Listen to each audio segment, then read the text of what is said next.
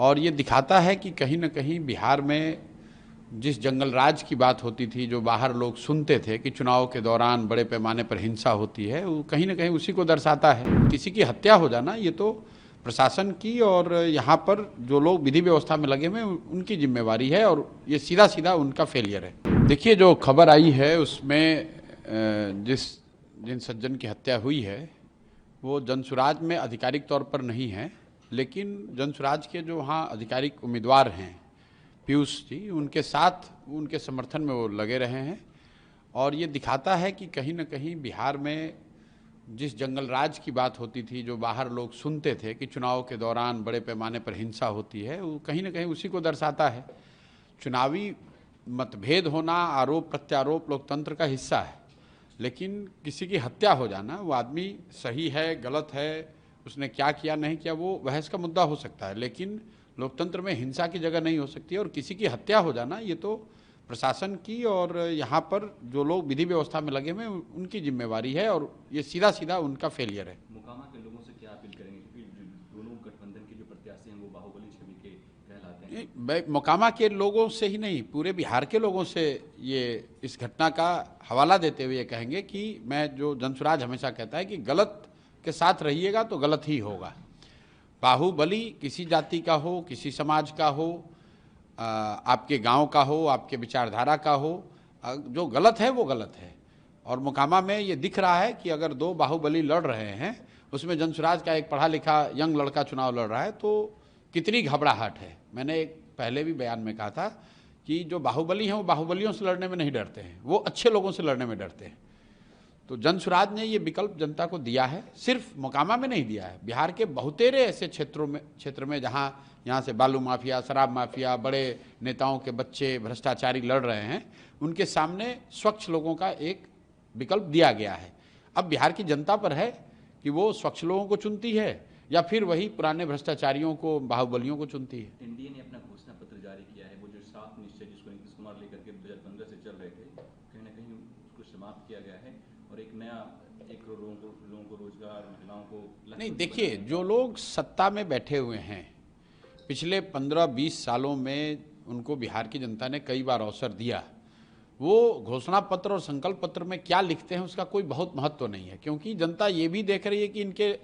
ये तो हर बार यही कहते हैं, एक नया घोषणा पत्र बनाते हैं, नए तरह की घोषणा करते हैं, करना उनको कुछ नहीं, करना उनको वही है जो पहले से कर रहे हैं। और जो बिहार की स्थिति अभी है, आप इन सारे संकल्प पत्र और घोषणा पत्रों के बाद भी देश के सबसे गरीब और पिछड़े राज्य हैं। 50 लाख से ज़्यादा बच्चे अभी भी छठ में किस तरीके से, कितनी दुर्दशा से वापस लौटे हैं, ये पूरे देश ने अभी देखा है, 5 दिन पहले देखा है।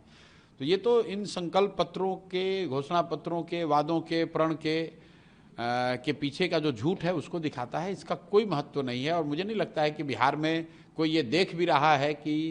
आरजेडी का या एनडीए का, जदयू का क्या संकल्प पत्र है या क्या घोषणा पत्र है। ये मोदी और राहुल गांधी के स्पीच को आप कैसे असेस करेंगे, क्योंकि जो दोनों दल के नेता है एक दूसरे पर आरोप लगा रहे हैं कि वो मुझे गाली दे रहे हैं, वो मुझे गाली दे रहे हैं, क्योंकि बिहार नहीं, जिसकी बात आप कर रहे हैं उसकी चर्चाएं नहीं हो रही। मैं तो ये बात पिछले 2-2.5-3 महीनों से कह रहा हूँ कि राहुल गांधी और मोदी तो अपनी लड़ाई लड़ रहे हैं, एक दूसरे पर आरोप प्रत्यारोप लगा रहे हैं। बिहार के बारे में ना राहुल गांधी बोल रहे हैं ना मोदी जी बोल रहे हैं।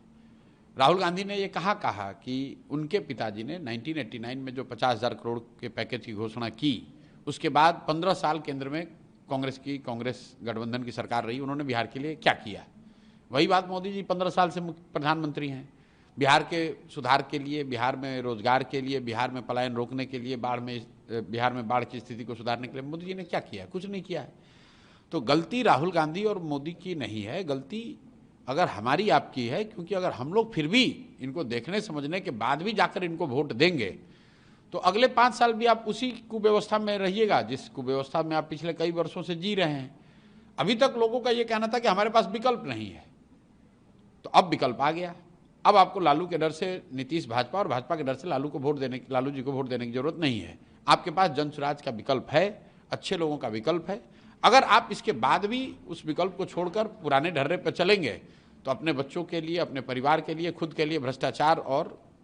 पलायन वाली राजनीति और व्यवस्था आप युवाओं से कर रहे हैं को लेकर चलिए। जो आप पलायन करके जो युवा जो छठ में आए हैं बिहार, उससे से जो आप अपील कर रहे हैं वही अपने तेजस्वी यादव भी कर रहे हैं कि आप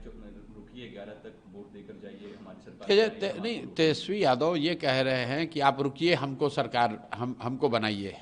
और हम लोग ये कह रहे हैं कि भाई पहली बार आपकी किसी ने बात की है, आप यहाँ आए हो, आपके दर्द को हम लोग समझते हैं, और उस दर्द से, उस पीड़ा से अगर निकलना है तो आपको जिम्मेवारी लेनी है, और सिर्फ प्रशांत किशोर के कहने से नहीं होगा। घर घर में जब ये बच्चे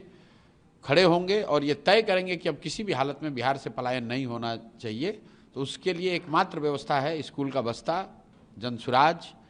जो रास्ता हम लोगों ने बताया है वो एकमात्र प्रमाणिक रास्ता है कि इस तरीके से बिहार में पलायन रुक सकता है।